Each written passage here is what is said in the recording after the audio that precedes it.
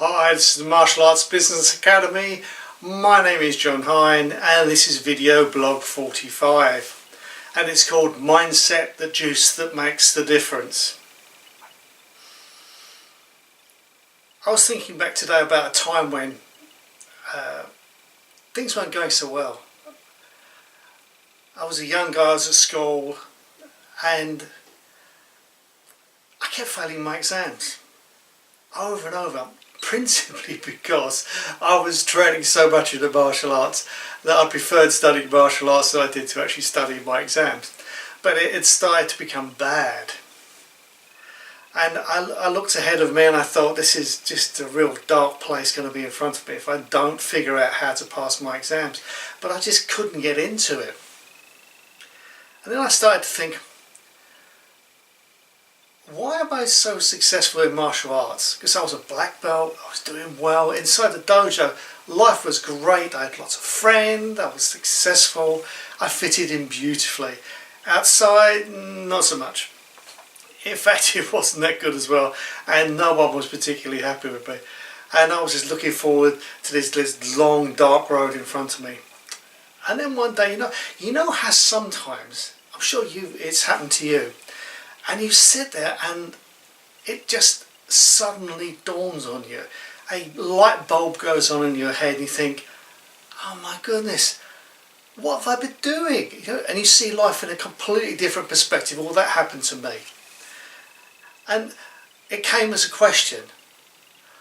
Why is it I'm successful in the martial arts and fail just in about everything else? What is the difference that makes the difference? So I sat down and thought, right, what do I do in the martial arts? I train every day. I train inside the classes. I train outside the classes. I go way across the other side of town, which I couldn't afford at the time, to train with the other black belts, and we would just train together in the back room of someone's house. And I would do lots of training every day. I'd punch the bag, I'd do the katas, the forms, whatever you want to call them, whichever you do. And I put the training in, put the time in. And I had a process. I would spend 2 hours a day training and another hour on top, training on top of that, plus an hour of meditation, because I was really into Buddhism, because I really knew that, even though I didn't know consciously, unconsciously I knew that controlling my mind would make all the difference. And then I just simply laid out what I do every day in the martial arts and then tried to overlay that what I did in my studies. And I did this for 6 months. And I remember, you know exactly what day the results are going to come through. And I heard the tap as the letter came through the letterbox, and I ran outside. And then there's this strange feeling, and you look at the envelope, you're thinking, you've got to open it up. Your mind's telling you, you've got to open it up now. But there's this feeling inside you, this feeling of dread. Supposing you open it up, and it's as bad as ever. Then what? And there was this like sinking feeling. But eventually your mind overwhelms you, so you just go run and do it. So just run and tear it apart. And I passed my exams. Well, most of them. Some of them I didn't pass, but in that instant of just feeling total elation, just like when I passed my black belt, and probably the same thing for you, that feeling of your master just told the world how you have become a black belt, you have made a big deal. And it felt just like that.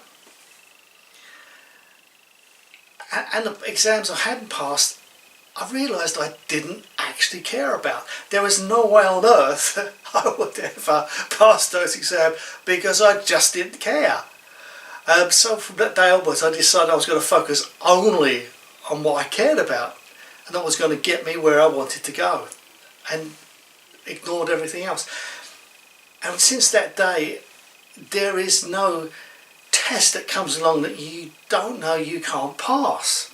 You can pass it, because you've already got the blueprint to pass it. So, what's your blueprint? When I was a therapist, I still do some therapy now, and obviously doing lots of coaching as well. But when I was studying therapy, one of my teachers, I had a brilliant teacher, and he used to say to us, you're only ever one thought away from being well.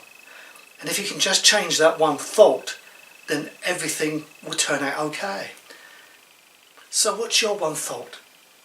Who are you going to be that you really want to be?